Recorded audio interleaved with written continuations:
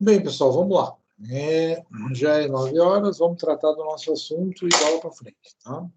O pessoal vai chegandinho aos poucos, a gente vai recolhendo eles aqui. O que eu posso dizer para vocês? Bom, muita gente está usando a aula de hoje para fazer devolutiva, né?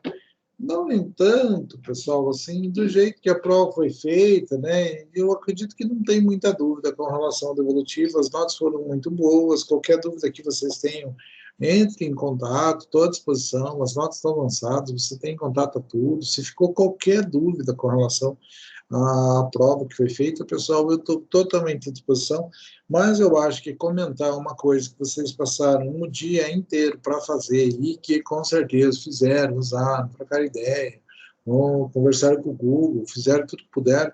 Então, eu dar aula de novo em cima disso, eu acho que é chover um pouquinho numa olhada, tá? Então, vamos tratar de outras coisas mais interessantes que a gente tem, vamos dar sequência ao conteúdo, né? Se vocês forem olhar lá no Moodle, né, pessoal, assim como no próprio Unimestre, vocês vão ver lá que está tudo lançadinho lá. Ó, se alguém, pessoal, for da turma aí, eu sei que da turma aí tem alguém para fazer a segunda chamada. Aonde que está a segunda chamada? Prova bimestral, né? Aqui, prova bimestral. Segunda chamada é essa outra prova que tem que ser feita até amanhã, tá? É o mesmo tempo que vocês tinham que fazer essa, quem vai fazer a segunda chamada tem para fazer a segunda chamada. Então, deem uma olhadinha lá, pessoal, tá ok? Então, assim como todas as aulas a gente colocava, termina a aula, eu gravo, disponibilizo para vocês, tal, faço chamada, toda aquela coisa. Foi feita a prova aqui. A gente começa o segundo bimestre, né, com a aula de hoje, falando da resposta do réu, como é que é a resposta do réu no processo do trabalho, e a gente vai falar um pouquinho mais sobre a resposta do réu, provas do processo, fase instrutória, audiência de instrução. Daí nós vamos ter no dia 27 de maio, já está agendado aqui, pessoal, a elaboração de uma atividade para a composição da nota em horário de aula. Daí vamos falar um pouquinho da fase decisória, coisa julgada, teoria geral dos recursos e prova. Tá? Então, este é o nosso bimestre, é isso que nós vamos tratar nesse bimestre nas nossas aulas. Não tem, novamente, grande coisa de feriado, tá? Vai render bastante, então eu acredito, assim, que vai ser bastante produtivo. Qualquer coisa que vocês tenham, que eu possa ajudar, que tenha, por favor, entre em contato, falem comigo, mandem mensagem, eu coloco o meu contato sempre ali, no começo de todas as apresentações tem o meu contato, nas aulas gravadas vocês vão achar o meu contato, tá? Então, por favor, conversem comigo, que eu estou à disposição de conversar o máximo possível com vocês. Mas a única coisa diferente, que por mais que seja a primeira aula depois da prova, quando é aula presencial, eu até faço um trabalho de correção, vocês refazerem a prova, tal, toda aquela ponta, dou ajuda com um ponto, mas da forma com que está fluindo, com as nossas aulas síncronas, né, à distância, não faz muito sentido, não é necessário fazer todo esse empenho por conta disso, ok? Então, dando sequência ao nosso conteúdo, né, meu contato, como eu sempre falei para vocês que eu deixo, está aqui de novo, né, tá lá na apresentação para vocês. Hoje a gente vai falar da resposta do réu. Tá? Resposta do réu, pessoal, é aquela atitude que o réu toma quando recebe a notícia da existência do processo contra ele. Tá? Então, a gente costuma dizer, né, que o processo repete as ações que o cidadão pode tomar na sua vida. O processo repete dentro dele. Tá? Então, quando uma pessoa recebe uma provocação na rua, o que ela pode fazer? Ela pode ignorar, pode não fazer nada, pode ir lá argumentar, dizer que aquilo está errado, né? Pode bater boca, ir lá contra-atacar, pode fazer uma série de coisas. Então, são ações naturais que uma pessoa pode ter diante de uma situação qualquer da vida. E quando nós estamos dentro de um processo, é a mesma situação. Tá? Então, quando o sujeito é provocado, olha, tem um processo contra você. Essa pessoa também pode tomar diversas atitudes distintas. Ela pode não fazer nada, pode acontecer revelia, ela pode achar que está errado aquela argumentação, ela pode se defender, pode contestar, pode achar que não é com ela, pode alegar a legitimidade. Tá? Então, existem diversas coisas, diversas condutas, praticamente as mesmas condutas que o cidadão pode tomar com relação a um fato que acontece na sua vida no dia a dia, ele também pode tomar essa atitude, se incomodar dessa forma, dentro do processo do trabalho também, assim como no processo civil também. Então, isso aqui praticamente é uma aula muito semelhante, falar de resposta do réu no processo civil com o processo do trabalho, com dois assim princípios que a gente vai tratar, que são muito preponderantes aqui, que eu digo que são aplicáveis lá. Quando eu dou aula lá, eu falo isso que tem aqui, ok? Então, resposta do réu é aquilo que o réu faz quando é provocado.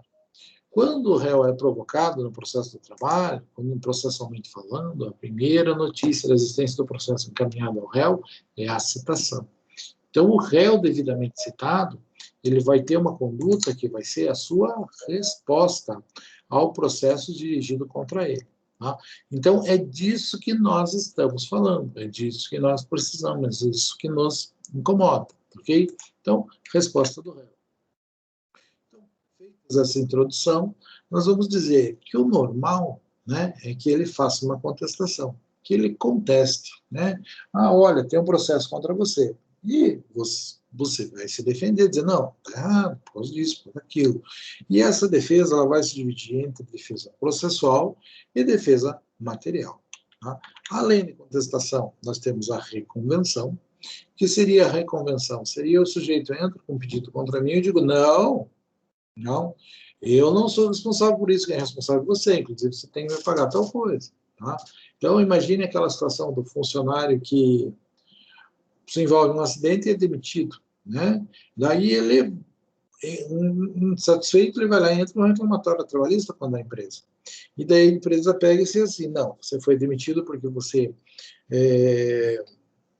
se envolveu num acidente, você dirigiu errado, o culpado do acidente é você, e inclusive, como o culpado do acidente é você, eu quero agora cobrar de você o prejuízo que você causou para a empresa. É possível fazer isso? Sim. É fácil? Não, principalmente na questão trabalhista. Reconvenções nos processos de trabalho não são coisas comuns. Né? Então, é bem complexo da gente ver reconvenção no processo do trabalho. É comum no processo civil, é comum no juizado especial civil, é comum, quase regra, num processo onde você está discutindo um acidente de trânsito. No entanto, é possível. Tá, pessoal? É possível eu imaginar uma situação em que o empregado entra com a ação e daí o empregador entra com um pedido contra ele. Tá? Então, isso seria o quê? Seria a nossa reconvenção. Então, particularmente, eu acho raras as situações onde a empresa consegue imaginar uma situação onde ela se coloca no direito de formular um pedido contra o empregado. Nesta situação, nós estamos diante de um cabimento de uma reconvenção, ok? Então, pode. Nós vamos ter dentro do processo do trabalho ainda a questão das exceções, que seriam defesas processuais, que estão ligadas àquelas incompatibilidades do juízo com o processo, que seria a questão do impedimento, quando o juiz efetivamente ele não pode atuar no processo, nós dizemos que ele tem um impedimento. Quando ele foi advogado do processo, passou no concurso, estabeleceu para outro advogado dele, virou juiz, ele pode julgar um processo que ele começou? Não. Quando a mulher dele advoga no processo, pode? Não. E assim por diante. Quando ela é parente, consanguíneo até o grau X, pode? Não, não pode. Suspeição. Suspeição é aquelas situações onde a gente vai dizer que o juiz é suspeito. Por quê? Porque ele é amigo da parte, porque ele tem um interesse, porque ele tem uma coisa. Então, quando existe uma suspeita que o juiz não está 100%, digamos assim, imparcial para atuar no processo. Tá? Então, nas questões de suspeição, o juiz também não. Ah, por quê? Porque ele é amigo, porque ele, em várias situações. Eu vi uma vez um juiz que se deu por suspeito num processo. E nós, putz, por quê? Não era contra um time de futebol lá da vila e eu gostava muito deles, eu não me sentia à vontade para jogar contra eles. Então, algo que motivou uma suspeição. Tá? Então, quando o juiz não tem a imparcialidade necessária para poder julgar o litígio. Tá? E nos casos de incompetência relativa, pessoal, que é aquela incompetência que se dá em função do valor ou do local. Né? Então, nós vamos ter incompetência absoluta, que é em função da hierarquia e da matéria, né? E nós vamos ter incompetência relativa, que é aquela que se dá em função do valor ou do local. Nessas situações também a gente vai utilizar exceções. Tá? Esse é o procedimento do processo do trabalho, para que a gente pense em resposta.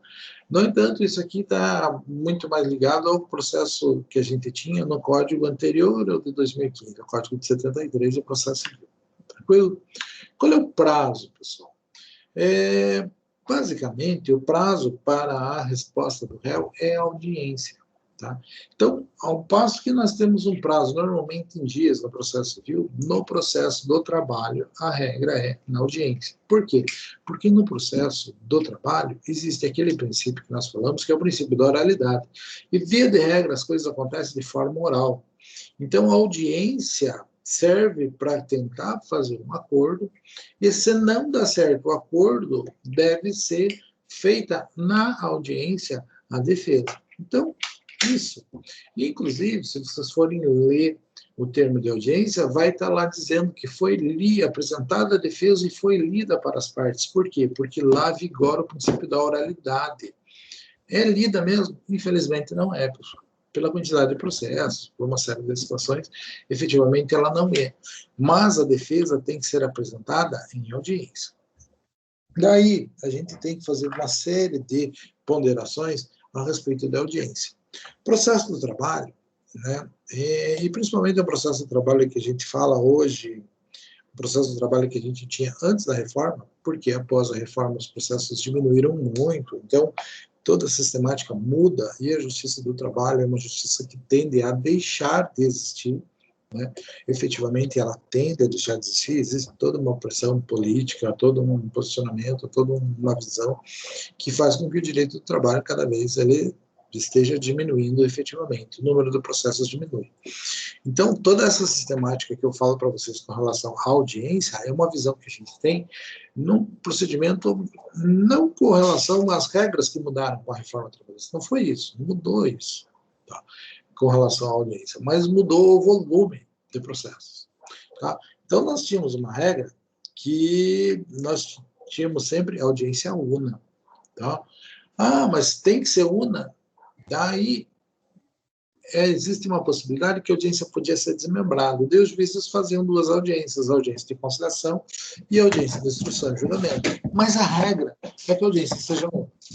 Mas a regra foi tão banal, tão alterada, que daí criou-se o procedimento sumaríssimo, né? E no procedimento sumaríssimo da Justiça do Trabalho tem uma regra dizendo, a audiência única e a audiência não pode ser desmembrada. Tá?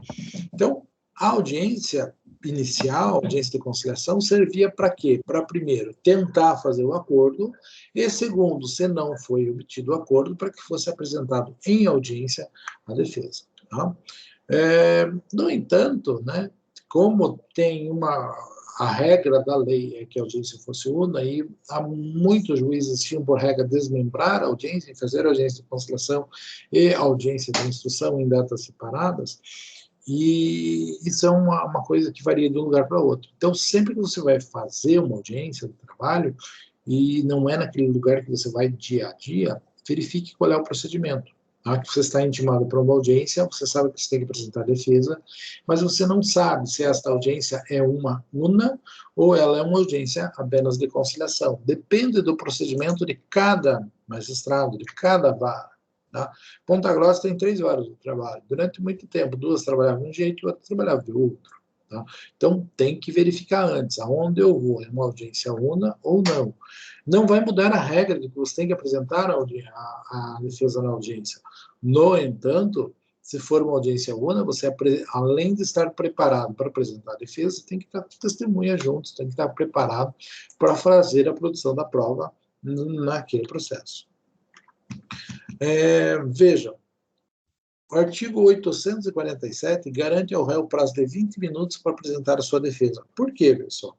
Porque por mais que a gente faça uma peça, que a gente protocole perante o PJE, faça toda aquela situação, ainda existe a ideia de que o processo do trabalho é oral. Né? Então, se o sujeito chegar lá, perdeu o prazo, não fez nada, mas ele chegou a tempo de estar na audiência, ele pode fazer a defesa oral.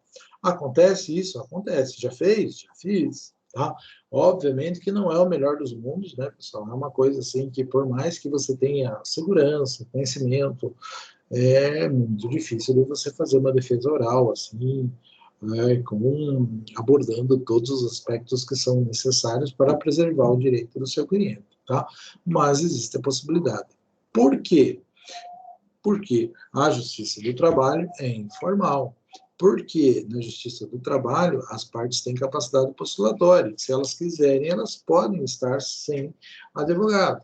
Ok? Então, por este motivo, o princípio da oralidade, tudo acontece em audiência.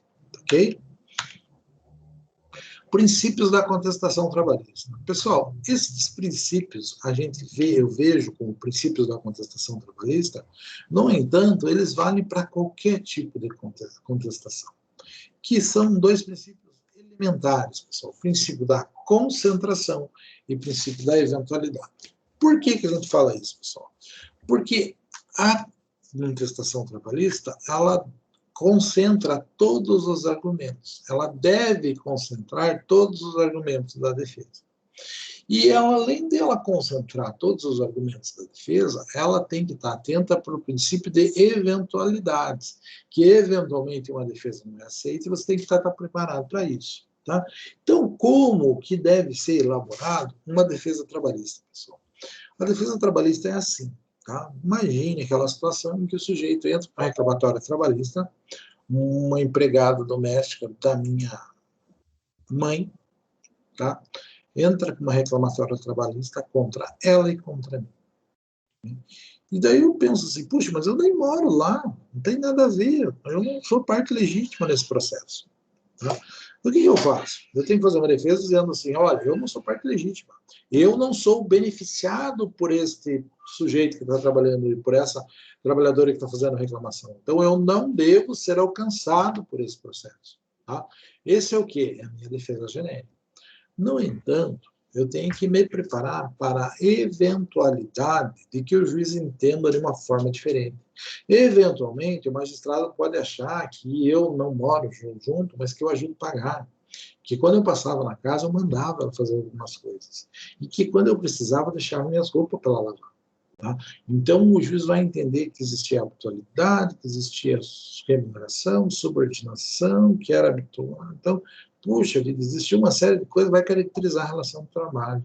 Tá? Se vai caracterizar aquela relação de emprego, que a gente diz, o juiz pode entender que eu sou responsável. Então, eu não posso simplesmente dizer a minha defesa genérica, sou parte legítima. Por quê? Porque se eu parar nisso e eventualmente o juiz entender que eu sou parte legítima, eu vou sucumbir em todos os pedidos formulados. Então, a defesa tem que ser feita da seguinte forma: olha, não é comigo, ela não é minha empregada. No entanto, né, daí vem um palavrão, uma expressão latina que é muito utilizada, ad argumentando um tanto. No entanto, caso Vossa Excelência entenda de forma diferente, que isso quer dizer o ad argumentando um tanto, né, que utilizava-se bastante essa expressão latina, O que quer dizer? Olha, caso Vossa Excelência não entenda de uma forma diferente do que está colocado na defesa, eu via que, apesar de ela não ser minha funcionária, que a minha mãe pagava certinho. Quando eu estava lá, ela chegava a tal hora e saía a tal hora. Olha, inclusive eu falei com a mãe, ela me emprestou os recibos, ó, a cópia dos recibos aqui que ela recebeu, tudo certinho. Por quê? Porque eu não posso parar numa defesa genérica, que eventualmente essa defesa genérica não é aceita, e se eu não tratar especificamente de cada um dos pedidos formulados, eu vou sucumbir em todos. Então, eu tenho que concentrar todos os argumentos genéricos e específicos e tratar um por um de tudo que foi pedido para não correr risco, ok? Na defesa trabalhista é assim? Por quê? Porque, pessoal, o processo do trabalho tem uma característica, tá? Nós falamos nisso na inicial, falamos aqui também. No processo do trabalho, você tem uma historinha pequena e vários pedidos, porque a lei trabalhista tem vários reflexos, vários direitos diferentes, tá? Então, se o sujeito fez hora extra, ele tem um direito, se ele fez insalubridade, ele tem um outro direito, se era perigoso, tem outro direito, se não recolheu as verbas corretamente, ele tem outro direito, tem uns reflexos que o sindicato dava, algumas garantias, alguns prêmios pela salubridade. Então, tem muito pedido que pode ser feito numa reclamatória trabalhista. Então, você tem uma história pequena e diversos pedidos. Então, você se preocupa em tratar especificamente cada um dos pedidos, porque aquilo que não é efetivamente contestado, que não é negado, é incontroverso. Questão incontroversa quer dizer, olha, você nem negou. Se você nem negou, você vai perder aquilo. Ou seja, quem cala consente. É assim que funciona a defesa trabalhista. Tudo bem?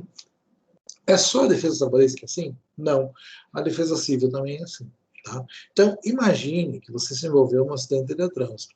Qual é a primeira coisa que você vai dizer? Você vai dizer, olha, não sou eu o culpado do acidente, o acidente é ele que estava assim, assado, não sei o quê. Mas só que além disso, pessoal, você tem que pegar ainda e falar assim, olha, além de eu não ser responsável pelo sinistro, ser ele, né, você vai dizer o quê? Você vai dizer assim que o carro que ele está pedindo no conserto, ele está pedindo muito mais que vale o carro. E você vai ter que ir atrás, ó, dizer, o conserto está errado. Eu não sou responsável. Defesa genérica. Pedido do conserto, está errado. O lucro cessante, ele não usava o carro para trabalhar. Então, você tem que contestar um por um dos pedidos formulados, além da defesa genérica. Porque você tem que necessariamente concentrar todos os argumentos da defesa neste momento e, eventualmente, se algo não é aceito, você tem que tratar um por um de todos eles. Né? As cachorras estão aí. O cobertor delas está aí? Não pôs ainda? Ganhar, Jana, menina.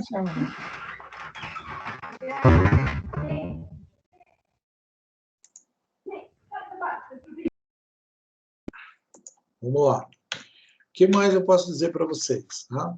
Característica. A contestação, já estava falando aqui, sempre vai ser negatória. Puxa, pessoal, mas que estranho. Mas é assim, pessoal. Eu vou falar para vocês assim, eu acho que o que eu mais fiz na minha atividade como advogado, e eu sou advogado desde 99, pessoal, né? Faz um bom tempo, eu fiz as contas esses tempos, eu já fiz mais de 5.000 audiências trabalhistas, sempre na condição de advogado de empresa. Então, com certeza, o que eu mais fiz até hoje foram contestações trabalhistas. Então, esse é um tema, assim, que para mim é simples, é lógico, é natural, né? E eu falo um pouco daquilo que a gente pega dos livros e eu falo um pouco daquilo que a minha experiência me ensinou a fazer, tá? Então, eu digo para vocês, a contestação trabalhista, por mais estranha que seja, normalmente ela é uma peça que vai negar o que está na petição inicial. Por quê? Porque o ônus da prova, no processo do trabalho, como no processo civil, é de quem alega. Então, se o cara pede hora extra, você tem que dizer assim, não, você não fez hora extra. Então, o horário de trabalho era esse, esse e esse. Prova o contrário. E assim por diante. Ele vai dizer que ele estava no ambiente salubre, ele vai dizer, não, ele não estava no ambiente salubre. Então, basicamente, a contestação trabalhista é pegar um por um dos pedidos formulados, e são vários pedidos formulados, e negar, dizer que ele não deve ser reconhecido por algum motivo. Tá? Muitas vezes, você faz isso em uma frase. Tá? Muitas vezes a contestação é bastante objetiva. Tá? As peças da Justiça do Trabalho não são peças assim, via de regra, muito complexas, muito elaboradas, elas são peças objetivas. Inclusive, aquele advogado que é acostumado a trabalhar no civil, com peças enormes, grandes, quando ele vem para o processo do trabalho, ele tem dificuldade, porque o juiz acaba dizendo que ele não cumpriu com o ônus da impugnação específica de tudo que ele devia fazer. Por quê? Porque o juiz não lê tudo para tirar uma ideia, tem que estar apontando, tem que estar negando. Olha, ele pediu insalubridade, ele não tem direito de insalubridade por causa disso, ser objetivo. A contestação trabalhista é uma peça que nega os direitos que o empregado reclama na Justiça do Trabalho. Ah, professor, mas eu sou obrigado? Não, você pode fazer uma peça aceitando, mas não é o que normalmente vai acontecer, tudo bem? O que mais, pessoal, a gente vai ter? Professor, diga. Com a sua experiência, qual tipo de ação o empregado mais reclama no direito do trabalho? Qual que ele mais entra? Férias, salário? O que é mais recorrente? Puxa vida, depende do ramo, tá? Do ramo de atividade. Mas é muito comum, hora extra, o pessoal não está satisfeito com o horário. Eu vou dizer assim, com relação a pagamento do salário já não é tão normal. O sujeito trabalhar e não receber salário não é normal. Tá? Agora, não recebi tudo, não recebi o acerto, minhas férias não foram pagas corretamente. Tá? Estes são os mais corriqueiros. Insalubridade, depende do lugar. Periculosidade, só risco de explosão, que a situação é bem difícil. Tá? Então, assim, já vai complicando mais. Agora, se fosse dizer para você o que eu mais vi, eu acho que é hora extra. Tá? Trabalhei em horário extraordinário, fiquei trabalhando tal dia, trabalhei tais dias e não era remunerado. Eu acredito assim, que o que eu mais vi até hoje de pedido sempre foi hora extra. Até porque, normalmente, às vezes, o sujeito entra para reclamar uma coisa que não tem nada a ver. Eu vou reclamar um acidente que eu tive. O advogado, muitas vezes, acaba colocando junto lá as horas extras do período, tá? Isso aqui.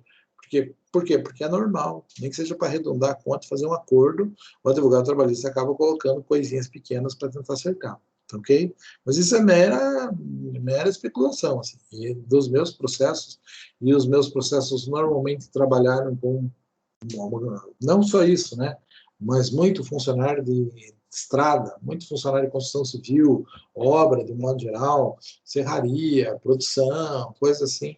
Eu acho assim, que é muito mais hora extra. Tranquilo? Bom, a contestação é sempre uma peça negatória. Né? Então, pode ter uma reconvenção, pode ter digamos assim, uma reconvenção seria uma peça para formular pedidos. Pode existir? Pode. É comum? Na Justiça do Trabalho, não. Porque a gente não consegue imaginar uma guarida que o empregador possa formular pedidos contra o empregado. Não é uma coisa normal. Tá? O que vai acontecer? Vai acontecer naquele caso de um acidente, né, onde o cara gerou um acidente e entra com a reclamação, e a empresa vai atrás dele por alguma coisa. Tem um caso de um desfalque, um caso de alguma coisa diferente realmente que aconteça. E eu mesmo já vi, gente, mas eu não lembro, me recordo de nenhum exemplo que eu possa dar para vocês de reconvenção de processos reais meu. Tá? Então, é uma coisa assim, bem difícil você imaginar que vai mudar as regras do jogo e que o empregador vai passar a fazer pedidos contra o empregado. Existe isso? Existe. É comum? Não, não é comum. É bem difícil. Por meio da reconvenção, pessoal, o que acontece? Amplia a cognição do juiz. O juiz estava lá vendo os direitos do empregado, a empresa, não, mas ele fez uma falcatrua aqui. Eu quero cobrar dele esse negócio que ele fez. Então, daí você amplia a cognição do juiz por meio da reconvenção para que ele possa analisar os pedidos formulados pela empresa contra o empregado.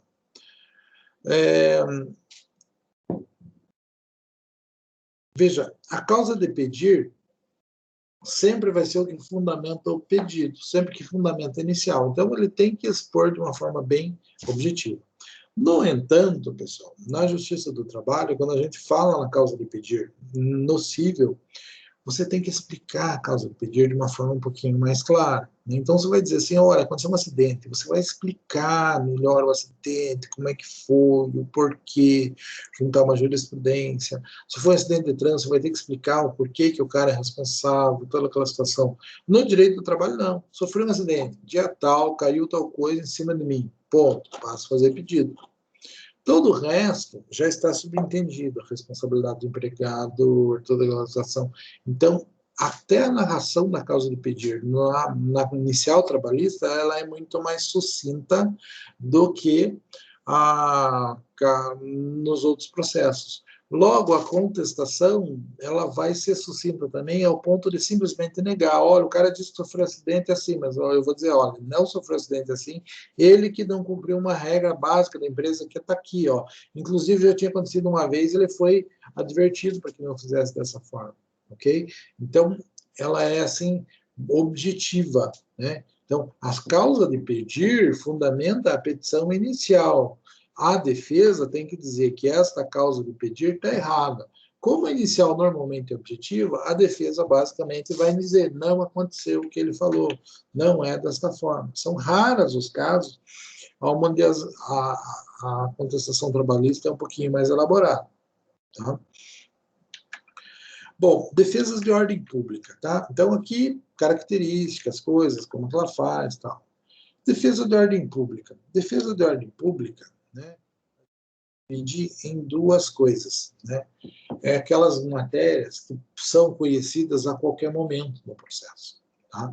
Quando a gente tem uma matéria de ordem pública, que pode ser conhecida a qualquer momento, existem dois tipos de matérias de ordem pública que, vamos dizer assim, normalmente você vai dizer matéria de ordem pública, aquilo que o juiz pode conhecer de ofício. Mas daí nós vamos fazer uma divisão aqui e a gente vai dizer que a objeção é aquilo que o juiz pode conhecer de ofício e que a exceção é aquilo que o juiz não pode conhecer de ofício. Então, se eu disser para vocês, matéria de ordem pública, aquilo que o juiz conhece de ofício, está errado esse termo. Por mais que é muito comum, vocês vão encontrar isso em alguns livros. Então, nós vamos dizer que, para nós, matéria de ordem pública é aquela matéria que pode ser conhecida a qualquer tempo, porque pode ser alegada a qualquer momento, pode ser suscitada a qualquer momento. Não ocorre preclusão. Preclusão é o quê? A perda da oportunidade de praticar um ato de forma válida dentro do processo. Nós vamos dizer que nas matérias de ordem pública nós vamos ter as objeções que podem ser alegadas a qualquer momento e podem ser conhecidas de ofício pelo juiz. O juiz viu aquele negócio e vai dizer, não, isso aqui, ele não precisa ninguém falar para ele. O juiz pode conhecer sozinho. Tá? Exemplo, incompetência. Tá? Incompetência absoluta do juiz. O juiz não pode, digamos assim, abrir mão daquilo. Né? Digamos que a parte não se toca daquilo. O juiz toma conhecimento disso depois, pode o juiz conhecer. Por quê? Porque é uma objeção. Matéria de ordem pública, que pode ser conhecida de qualquer momento. Sendo uma objeção, o juiz pode conhecer o ofício. Quando nós falamos de exceção, elas não são matéria de ordem pública, né? Mas as objeções, elas podem, né, ser alegadas a qualquer tempo, porque sobre elas não existe a questão da preclusão. Então, quais são as exceções? Impedimento, suspeição e incompetência relativa. Então, quando o juiz é impedido, puxa vida, existe uma exceção. Posso alegar? Posso alegar. Quando existe uma incompetência relativa, por algum motivo o processo tinha que ser proposto em Ponta Grossa e foi proposto em Curitiba. Né? Nesta situação, existia um compromisso das partes de propor aqui. O juiz pode conhecer isso? Não. O juiz tem que ser uma das partes para alegar. No entanto, tratando-se de exceção, matéria, né, nessa situação, nós vamos dizer que ela pode ser alegada a qualquer tempo porque não corre preclusão. Tranquilo? Espécies de defesas que podem ser apresentadas, pessoal, depois da contestação. Falamos bem claramente que existem dois princípios claros, né? Concentração e eventualidade. Eu trato de tudo de forma bem específica, tá? Tudo tem que estar concentrado na petição inicial, quando eu faço pedido, e tem que estar concentrado na defesa todos os argumentos que eu vou utilizar para me contrapor com relação aos pedidos formulados. Eventualmente, alguma coisa pode ser alegada depois. Que coisa pode ser alegada depois? Né? 3 categorias, 3 coisas, justifica-se que elas sejam alegadas posteriormente. Né?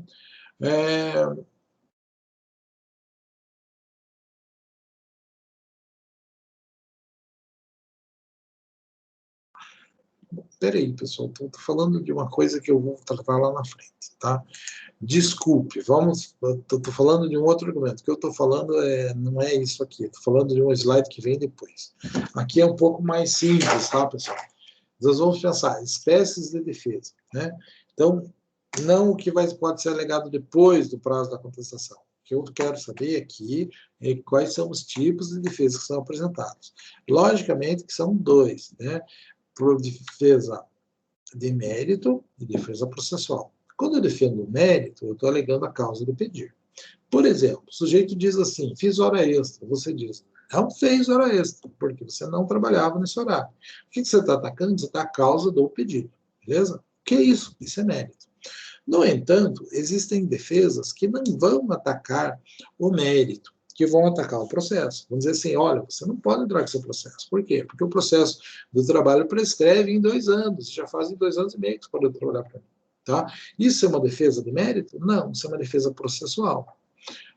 Quando a defesa processual apresentada, ela acaba com o processo, nós dizemos que nós estamos diante de uma defesa peremptória, porque ela acaba com o processo.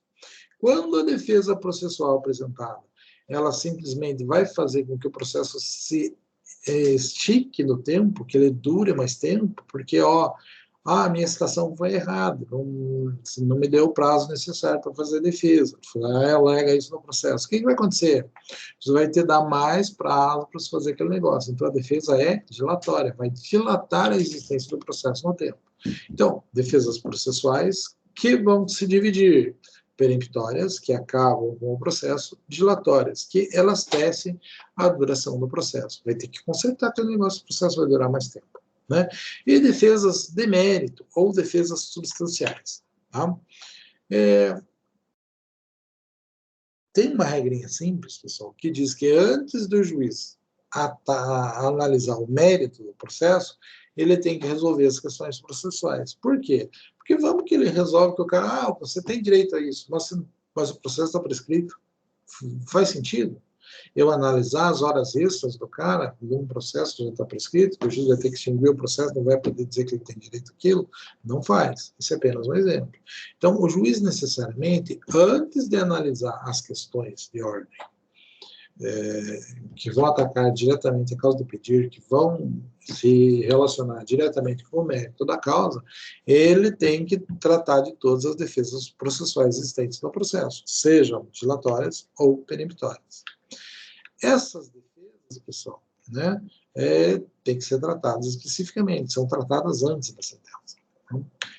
Outra coisa que a gente vai colocar como defesa processual também são as exceções. Então, possuem seus próprios incidentes. Então, são o quê? Incompetência relativa, quando o juiz é incompetência em função do valor da causa, em função do local. Quando o juiz de trabalho não é tão recorrente.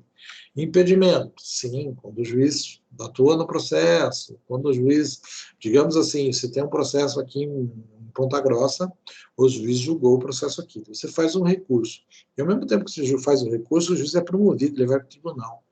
Pode ele lá no tribunal julgar o recurso que ele proferiu aqui? Não, mas ele acorda de desembargador, não interessa, ele não pode atuar 2 vezes no mesmo processo, porque ele está impedido. Tá? Suspeição, quando ele tem alguma coisa que faz acreditar que ele tem um relacionamento com o processo. Quando a gente tem, assim, quando o juiz não tem a imparcialidade necessária para poder julgar o processo, nós dizemos que ocorre a suspeição. Tá? Por quê? Porque ele é amigo, porque ele se relaciona, porque ele já viu alguma coisa, porque ele é torcedor do mesmo tipo de futebol, porque ele é sócio do clube, porque ele há várias situações. Suspeição é amizade, é vínculo, é negócio, é qualquer coisa relacionado a isso, ok? Estas coisas são feitas por meio de exceção. O que é exceção? É uma pecinha própria, pessoal. Você faz uma peça, né, simples, como se fosse uma contestação, coloca lá exceção. Exceção de impedimento. Esse juiz aqui não pode julgar esse processo por conta disso. Isso vai explicar por que ele é impedido. Isso não vai no corpo da contestação? Não. Isso vai numa peça própria, chamada exceção. Esses 3 argumentos que estão colocados ali não são alegados dentro do corpo da contestação, mas sim dentro de uma peça própria que a gente chama de exceção. Até o Código de 2015, no processo civil, também era assim, pessoal. Após o Código de 2015, nós colocamos que as exceções devem ser alegadas como preliminares da contestação. Tá? Então, exceção, peça apartada. Para que serve? Para alegar a incompetência relativa do juiz. Leia-se incompetência relativa àquela que se dá em função da matéria, não, aquela que se dá em função do local ou do valor. Competência absoluta é alegado como preliminar, ela se dá em função da matéria ou da hierarquia. Impedimento do juízo e suspeição também. Tá? Quando eu protocolo uma exceção, teoricamente o processo é paralisado, porque o juiz não tem, teoricamente, ele não deve decidir nada naquele processo, e até que a exceção seja julgada procedente ou não. Tudo bem? Preliminares, pessoal. Daí, a gente entra nessa questão aqui das defesas processuais, que seriam ou peremptórias ou dilatórias. Nós falamos de exceção, mas exceção também é defesa processual, que tem razões próprias, que são essas 3 que nós enumeramos aqui. Daí, também na contestação, você deve tratar na contestação preliminarmente, antes de abordar o mérito do processo, você tem na sua contestação que tratar de todas as matérias de ordem processual pendentes, dentre elas as preliminares, que são enumeradas pelo artigo 337 do Código de Processo Civil, que a gente tem um rol exemplificativo que a gente vai tratando um por um. Né? Basicamente, elas são, via de regra, matéria de direito público, que o juiz pode conhecer de ofício, se eu tiver conhecimento disso, ele pode conhecer sozinho. Né? Não, sempre que existe a alegação disso, vai ter que ser ouvido a parte contrária, para ver como é que o que você acha. Olha, ele alegou aqui legitimidade, ele alegou carência, alguma dos elementos, né, ilegitimidade de parte, carência da ação, sei lá, qualquer um das diversas que nós vamos enumerar aqui, a outra parte tem que se manifestar com relação a isso. Claro, tratando-se de processo de trabalho, como é que isso vai acontecer? De forma oral dentro da sala de audiência. Tá? Mas tem que existir manifestação com relação a isso. E, especificamente, vendo o que menciona um por um, o 337, nós vamos ver lá. Primeiro, inexistência e nulidade de licitação. Não foi citado. Né? Daí tem um processo correndo contra mim, eu chego lá, olha, não foi citado esse processo. Puxa, o juiz, olha, realmente, tem uma falha, que ele não foi citado direito. Que tipo de defesa processual é esse? Dilatória. Por quê? Porque vai anular o que aconteceu no processo até ali, vai abrir novamente o prazo, sujeito apresenta a defesa e o processo continua. Vai acabar com o processo? Não, vai simplesmente corrigir o processo. Então, quando eu alego inexistência ou nulidade de citação, eu estou diante de uma preliminar dilatória. Daí, eu vou ter incompetência absoluta ou relativa, né? No nosso caso aqui, só absoluta, porque ainda existe o procedimento da exceção na Justiça do Trabalho. Então, é preliminar da contestação trabalhista a incompetência absoluta. A relativa é interesse da parte, vai ser alegado por meio de exceção. Quando alega incompetência do juiz absoluta, vai acontecer o quê? O processo ser reconhecido que o juiz é incompetente, vai pegar o processo daqui e mandar para o juiz correto. Então, vai acabar com o processo? Não vai. Então, é uma preliminar dilatória também. Está errado o valor da causa? Preliminar dilatória. Corrige o valor da causa. Petição inicial é inepta. Por quê? Porque falta causa de pedir, da narração dos fatos não decorre, logicamente, o pedido. Então, tem alguma coisa que faz com que a petição inicial seja inepta. que faz? Primeiro momento, dilatória. Por quê? Porque se o juiz acha que a petição tem um equívoco, ele manda corrigir. Se a peça não é corrigida, ele acaba com o processo. Então, num primeiro momento, ela é dilatória e, se não for corrigida o defeito, ela passa a ser peremptória. Perempção. Perempção é aquela figura que acontece quando o sujeito propõe 3 vezes o processo e dá causa ao fim dele sem julgamento do mérito. Nesta situação, nós estamos diante da perempção. Obviamente que falar de perempção, nós estamos falando de uma defesa peremptória, né, pessoal? É óbvio, isso não tem como ser diferente, tá?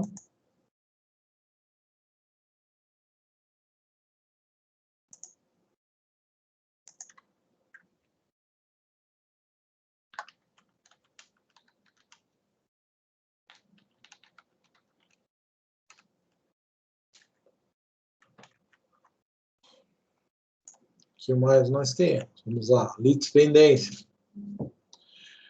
Litispendência é lidependente, né? Então, quando a gente fala em litispendência, a gente diz tem um processo igual pendente de julgamento. Não pode existir 2 processos iguais em trâmite. Então, se o juiz reconhece que existe uma lide pendente, automaticamente o segundo processo deve acabar.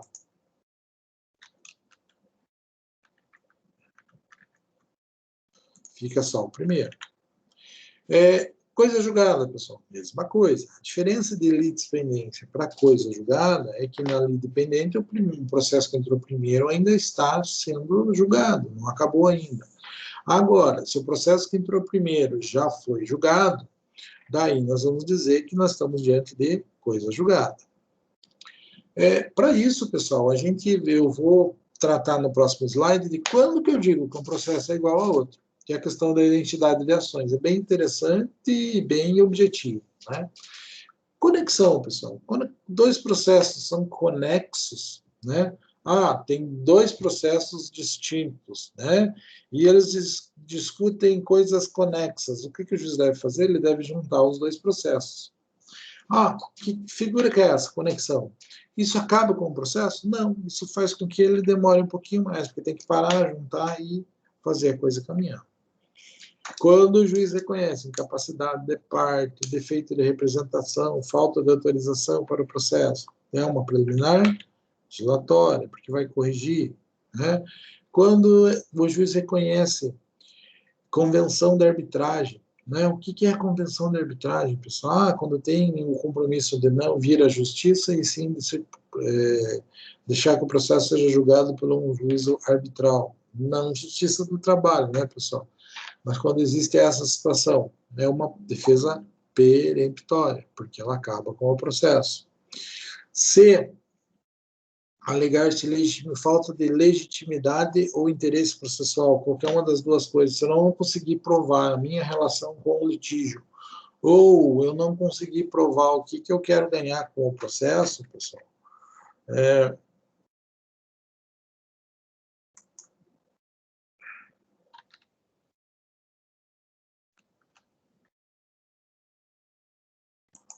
daí você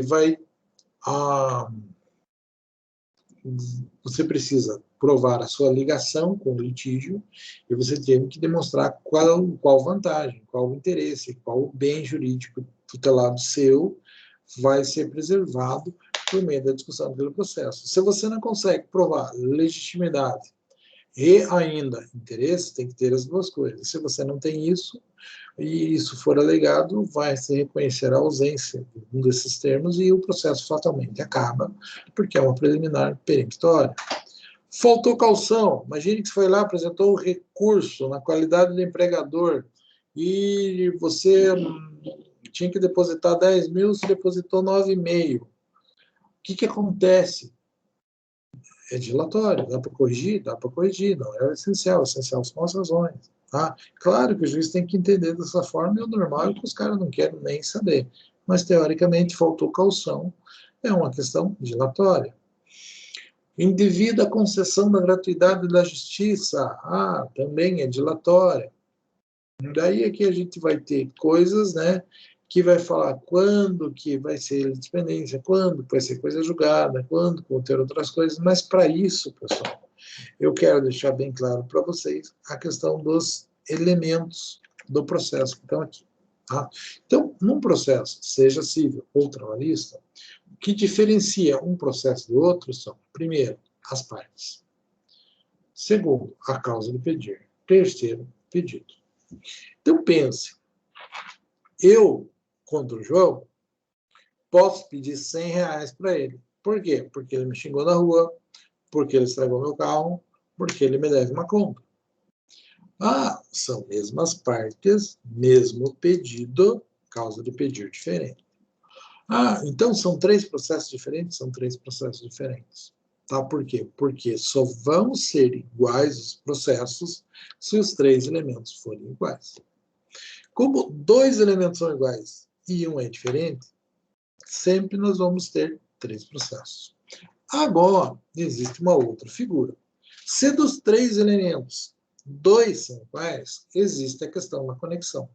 Então, se existe uma pendência do EDI, que o EDI está cobrando do João, cenzão, por causa do xingamento, outra por causa da dívida e outra por causa do dano, então nós temos aí o ilícito, a dívida e o dano. Né? 3 causas de pedir. As partes são as mesmas e o pedido é o mesmo valor, mesmo pedido. Tá? A indenização do pedido não precisava nem ser o mesmo pedido, mas sendo o valor, é o mesmo pedido. Tá? Então, nós temos 3 processos. E eu entro com 3 processos contra o juiz. O que o juiz pode fazer? Não, peraí. É 3 processos pedindo a mesma coisa com funções diferentes. Vamos juntar tudo num só? Quando junta tudo num só, fica mais fácil, porque as partes vão ver tudo de uma vez só, o juiz vai julgar tudo de uma vez só, é mais fácil de dar um acordo, às vezes o fundamento de um ajuda no outro e assim por diante. Ok? Então, quando existem dos 3 elementos, 2 elementos repetidos, nós dizemos que existe a conexão. Ok? Ah, isso é assim? É assim. Sempre é assim? Não. Então, imagine, eu tenho um acidente de trânsito, causa acidente de trânsito. Pedido, indenização. O cara entrou com pedido contra mim com a indenização em função do acidente de trânsito. Tá? É eu e o João. Beleza. Daí, entro com pedido contra a seguradora. Então, é eu, Edi, contra a seguradora, pedindo uma indenização em função do mesmo acidente de trânsito. Vocês vejam, qual é a diferença dos processos? No primeiro é o João pedindo do Edi indenização em função do acidente de trânsito. Então, são partes, o Edi e o João. Pedido indenização, motivo acidente. Segundo processo, Edi, em função do mesmo acidente, pedindo uma indenização para a seguradora. Causa de pedir? Contrato seguro existente entre o Edi e a seguradora. O que acontece? Nesse ou segundo exemplo, o pedido é o mesmo, as partes são diferentes. Ah, dá para juntar tudo? Dá para juntar tudo, porque a causa de pedir do acidente tem a ver com a causa de pedir do contrato, que dizia que se houver um acidente, ela assume a responsabilidade. O que muda aí? O que muda são as partes. Também existe conexão.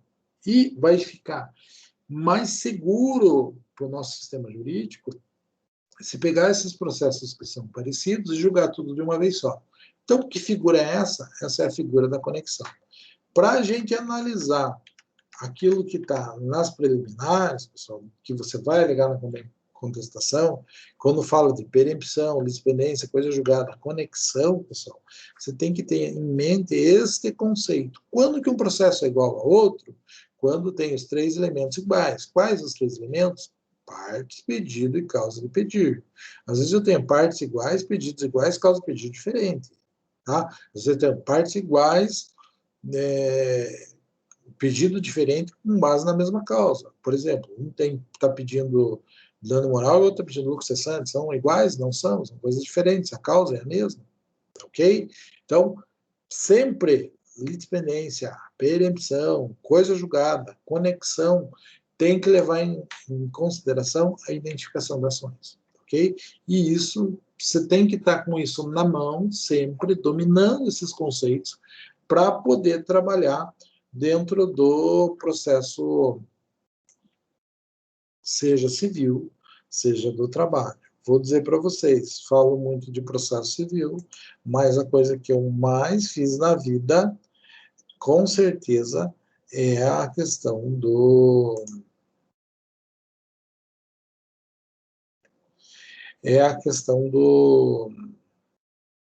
da defesa trabalhista, né, pessoal? Vamos lá, dando sequência aqui. Identidade de uma ação, falei disso já. Aqui, aquilo que eu tinha comido bola lá no passado, pessoal, a hora que eu fui falar dos tipos de defesa processual, dilatória, peremptória, defesa numérica, eu comecei a falar disso aqui. Tem coisa, pessoal, que você pode falar após a apresentação da contestação, mas isso é uma exceção à regra, né?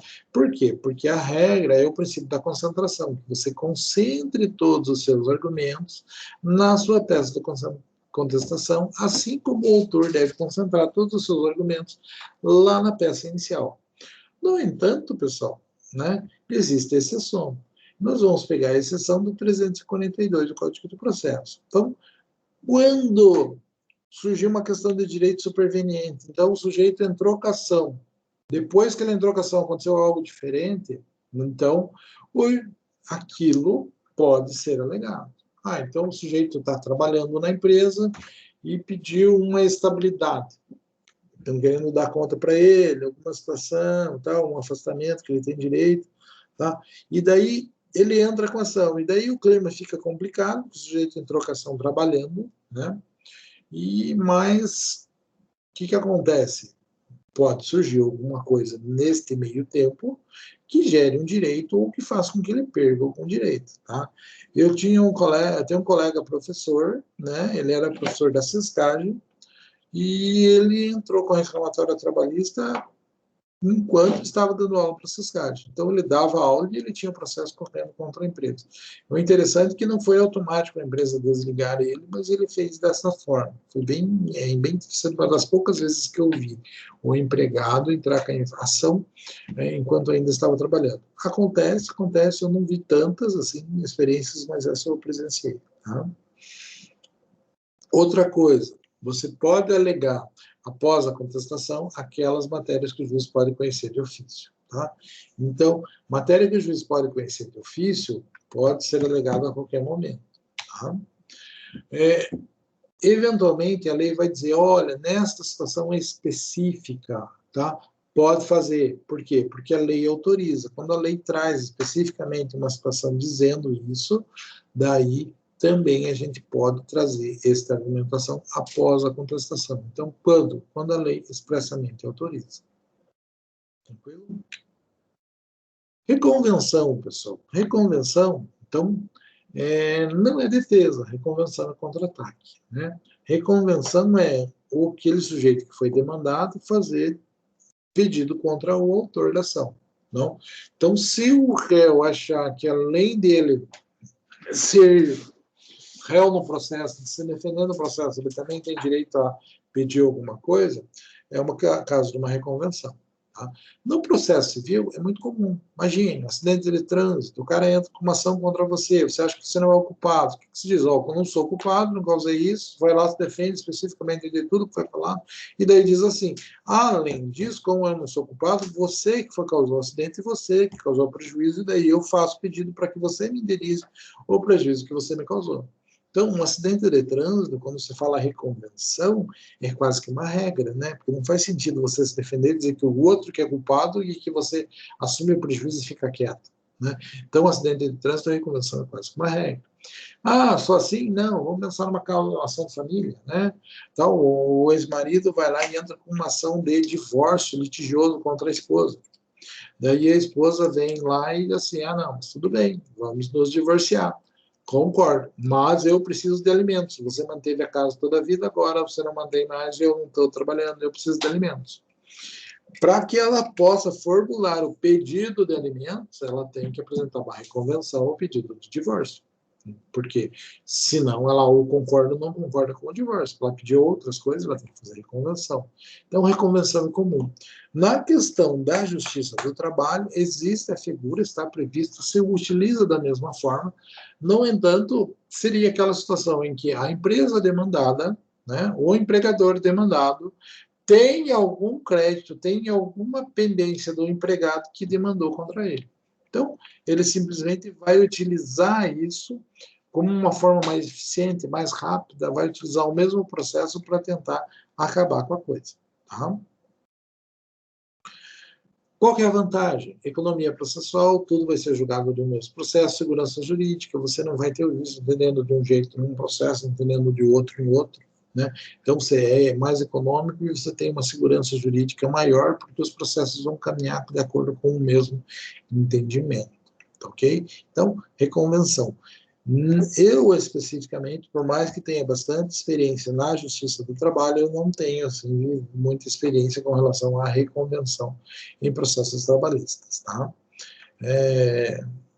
Eu acho assim, que me remonta a um caso de um problema lá de uma questão criminal que envolveu, o empregado foi demitido porque furtou alguma coisa da empresa, daí a empresa deu a justa causa para ele, também deu início ao processo criminal, e daí ele acabou ajuizando uma ação contra a empresa com relação a haveres trabalhistas, e a empresa, por sua vez, entrou com a gente fez a reconvenção por conta daquilo que ele tinha, se não me engano, furtado, desviado da empresa, e que tinha sido causa da sua justa causa. Até uma coisa assim, não é tão comum, mas tem que ser algo que fundamenta a reconvenção e que gira em torno do contrato de trabalho aqui entre as partes. Tudo bem?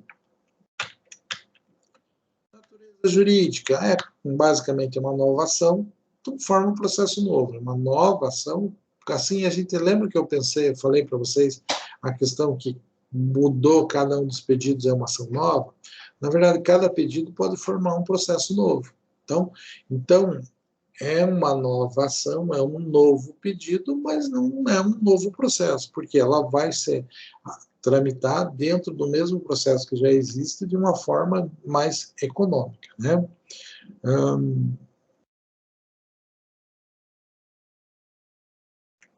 Se o juiz indeferir ela de plano, ele vai estar dando uma decisão interlocutória. A ideia é que ele julgue o processo e a reconvenção por meio da mesma decisão. Né?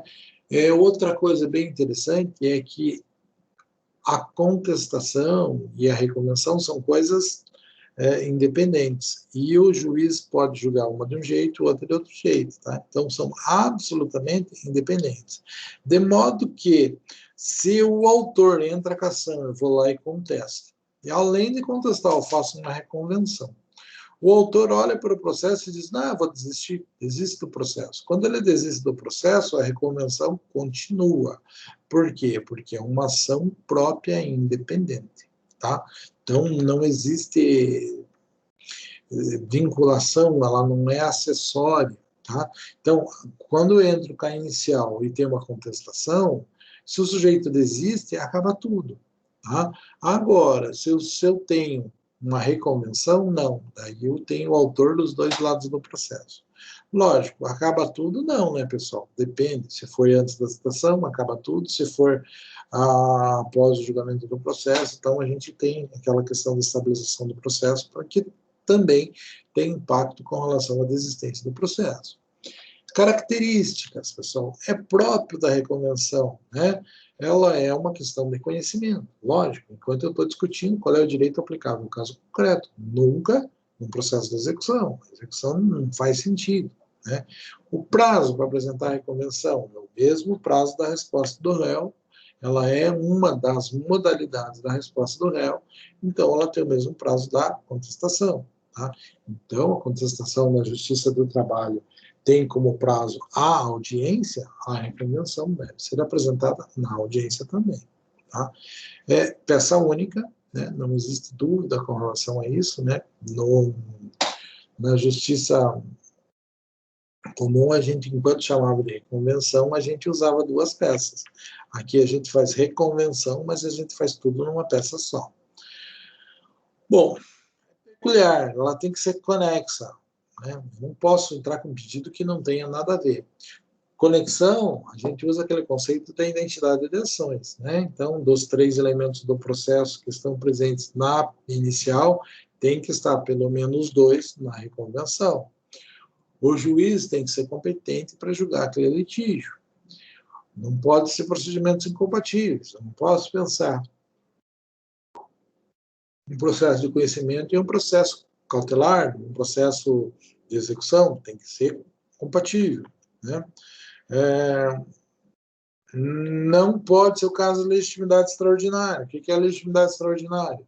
Alguém defendendo o direito de outro por conta de uma legitimidade extraordinária. Ordinariamente, eu defendo meu direito. Extraordinariamente, a lei dá a legitimidade de alguns entes buscarem o reconhecimento do meu direito. No caso do direito do trabalho, vamos pegar o exemplo do sindicato. Né? Então, no caso do sindicato, o sindicato entra com uma ação para proteger os direitos dos professores da FAJAR. Tá?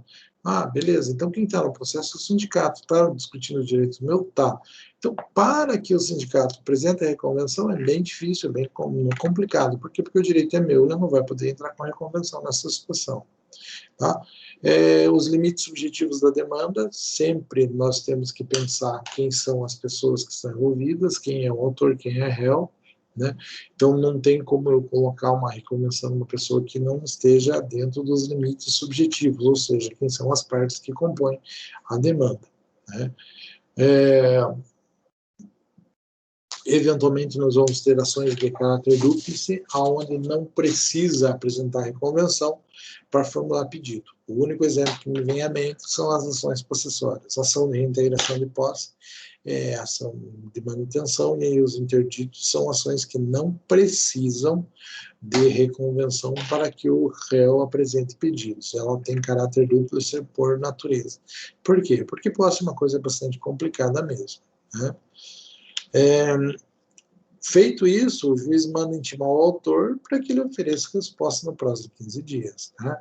Isso, considerando que vai acontecer no processo do trabalho, o juiz, se for uma audiência una de fato, apresentou a contestação, com reconvenção, o autor vai ter que se manifestar de forma oral em audiência sobre reconvenção. Se não for, ele vai apresentar junto com a impugnação a contestação no prazo assignado pelo juiz. Tá? Pode ter reconvenção sucessiva, uma devido à outra? Pode, apesar que é coisa assim, debate acadêmico puro, né? Mas pode haver isso? Pode. Não é uma coisa impossível. Procedimento. Procedimento, pessoal, não tem muito o que falar com relação ao procedimento, tanto é que é um slide em branco. O que que diz? Tem que ser apresentado no mesma peça da contestação. O juiz instrui junto, julga junto, por meio da mesma sentença. Então, são pedidos conflitantes do autor contra o réu, ambos querem ganhar alguma coisa no processo, e a única coisa é que a gente vai utilizar um único processo, de modo a ser um pouco mais econômico com relação a isso. Pessoal, eu tenho aqui revelia e contumácia e efeitos da revelia. No entanto, eu vou deixar isso para a próxima aula, porque é uma coisa bem interessante e a gente tem bastante coisa para tratar. Por enquanto, ainda é 10h07, tá? Estou à disposição de vocês. Eu acredito que eu vou fazer a chamada agora, pessoal, vocês me ajudam a fazer a chamada. E pensem aí se vocês têm alguma dúvida, alguma situação, se ficou claro tudo que eu falei. Não é uma matéria difícil, vocês já devem ter passado por isso, né? Mas, eventualmente, a gente pode esclarecer alguma coisa, tá? Me ajudem a fazer a chamada, pessoal, que eu vou fazer agora.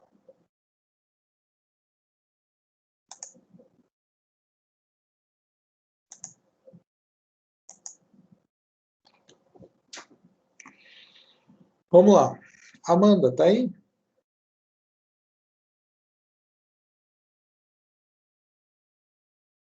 Não se manifestou, professor.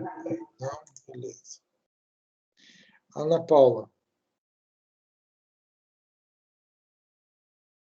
Também não.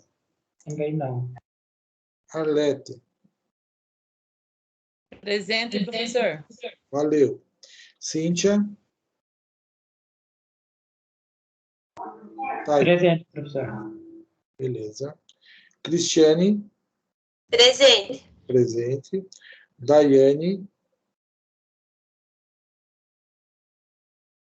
Tá, não vi. Vamos lá. Jesley.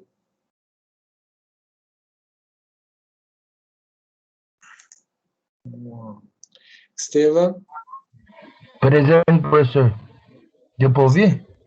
Viu? Tranquilo. Fernanda. Presente. Gabriel. Presente. Presente. Hanna, presente, né? Eu vi o nome. Eu acho que vi disso, hein? Iago. Tá. Jéssica Jamile. Presente. Viu? Jéssica. Presente. Jonathan. Jéssica Jonathan, Samuel, presente. presente, professor. João Carlos.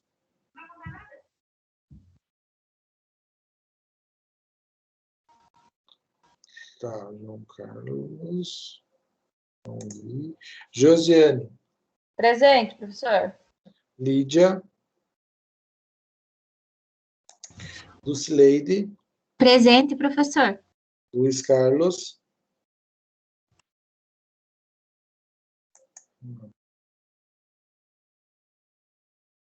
Luiz Fernando.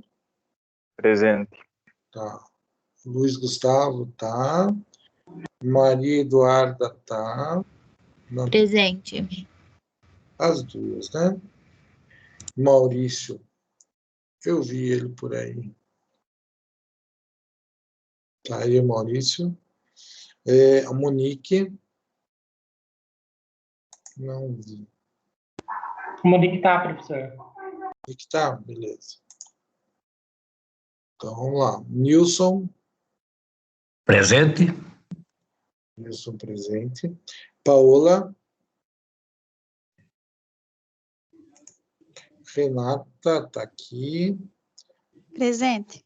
Thalita. Presente. Tamires tá aqui, tô vendo. Victor, tô vendo. Vinícius, não, né, pessoal? E o Wesley, sim. Tranquilo? Viram eu fazer chamada? Alguém? Faltou alguém aí, pessoal? Acho que Não, não. professor. Então, tranquilo. Pessoal, estou à disposição dos senhores, o que precisar, ó, tá aqui também, tá toda a sequência do que a gente vai fazer, que dia que vai ter atividade, que dia que é a prova, né? Vejo que vai ser um bimestre bem cheinho, nós não vamos perder nenhum dia, não tem nenhum feriado previsto, né? Tudo bem tranquilo. Beleza, moçada? Tranquilo, professor. Da minha parte é isso. Estão dispensados, pessoal. Boa noite, professor. Boa Boa noite. noite, professor.